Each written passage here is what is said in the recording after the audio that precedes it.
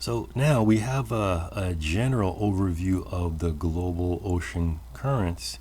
So now let's try to look at, we're going to look at some properties of waves and see what waves are. So once these ocean currents reach the shore, they're going to turn into a wave. And the first thing is looking at this picture. If you have a wave that passes by and you try to look at them, well, let's see here. So you're looking at this wave. The top of this wave starts off behind the boat and it moves past the boat, and waves keep on passing by. So you would tend to think that water is moving, so stuff is passing by as well, but it doesn't actually work that way. And the best way to look at this is with this image of a field of grass blowing in the wind. So we know that the grass is fixed; it's not going to go anywhere. But as the wind moves, you can see waves passing through the grass. But it's not the grass that's moving from place to place. The grass stays where it is. But something is moving from left to right, or throughout the grass here, and what's moving is actually energy. So waves carry energy, and that's what travels from place to place. So this is not highlighted, so you don't need to write this one down, but this is just to help you understand that waves, what they do is that they transmit energy or disturbance, and that's what moves through the wave. You can see right there, waves carry energy. So what we tend to think of is that waves actually carry stuff, but here this shows you, for example, this boat, as the wave passes by its actual path. So as the wave passes by, the boat is actually going to move in a circular path as these waves pass by.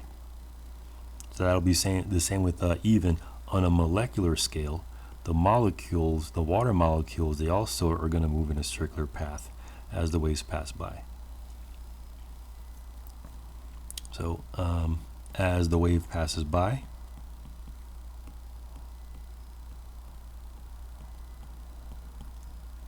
the water molecules are going to move in a circular path.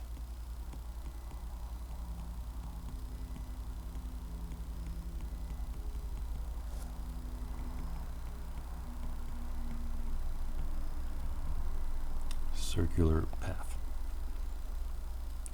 So you can see the image here. You have a wave that's passing by, and we look at the individual molecules of the individual water molecules. They're moving around in a circle. Something else that you notice is that the deeper down you go, that circulation gets smaller and smaller until it gets to a certain depth where there's no more circulation. And that is actually going to represent the bottom of the wave. So as the wave moves, all the energy is going to be confined to this region here. So let's look at some other components of a wave. So as a wave moves, so you can see so if you're standing at the shore and the wave passes by, you can see the top of one wave, and then the top of another, and then the top of another, and then that repeats. So you can actually describe how big a wave is by this, measuring this distance between the top of one wave and the top of another. And that distance is called a wavelength.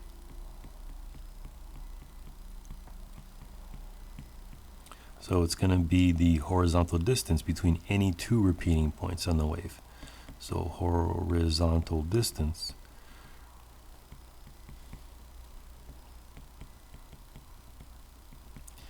between any two repeating points, or between successive points, I'll just say repeating points on the wave. Repeating or successive points on the wave.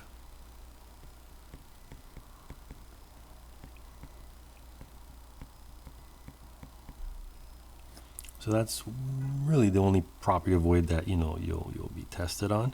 But for us to understand the next thing, which is going to be what happens when a wave crashes, we're going to refer to this idea again that as the wave moves, the molecules move in a circle, and the deeper down you go, the smaller those circles get until there's a point where there's no more circulation, and this region is going to represent where all the energy of the wave is stored.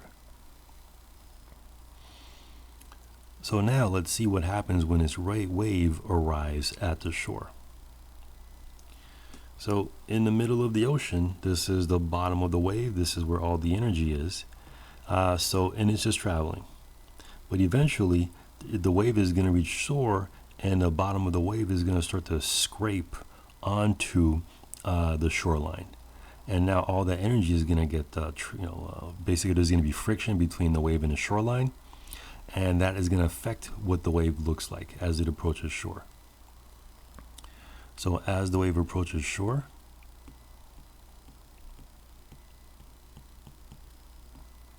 a few things happen. So as the wave approaches shore, first of all, because the wave is dragging on the bottom of the ocean, it's going to get slowed down by friction. So the speed of the wave drops. I'll say wave speed. So wave speed drops.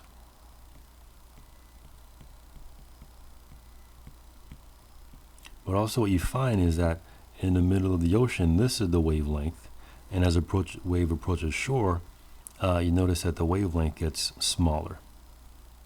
So wave speed and wavelength decrease.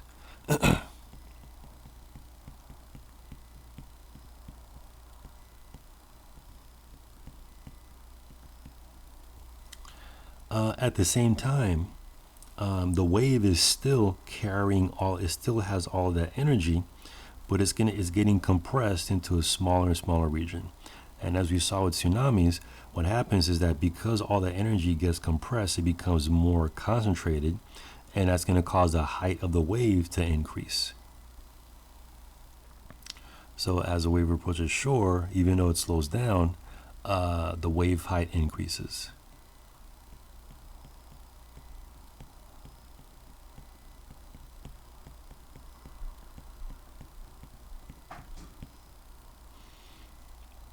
So that is now we have a clear idea of how the mechanics behind tsunamis that we looked at in chapter 4. Or excuse me, chapter 5.